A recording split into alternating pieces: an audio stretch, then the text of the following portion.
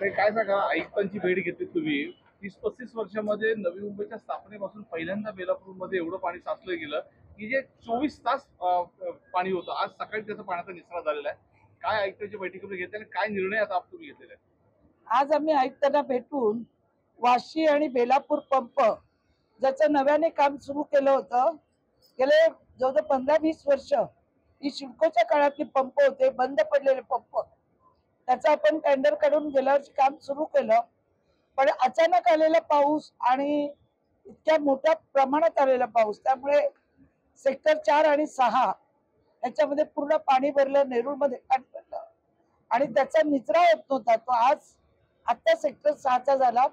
Fire brigade आणल्यामुळे अनेक दुकानाचं फार आर्थिक नुकसान झालेलं आहे, अनेकांच्या घरात पाणी गेलेलं आहे आणि त्यामुळे आयुक्तांना भेटून ह्याच्या पुढे काय उपाययोजना केली जाईल, का काम लवकर झालं नाही त्याची चौकशी होईल का, कुठे आपण चुकलो त्याच्यामुळे या शहराला पाण्याने घेराव घातला. काल बघितलं, रात्रभर धो पाऊस पडत होता आणि त्याचा परिणाम फार वाईट या शरीरावर या शहरावर झालाय.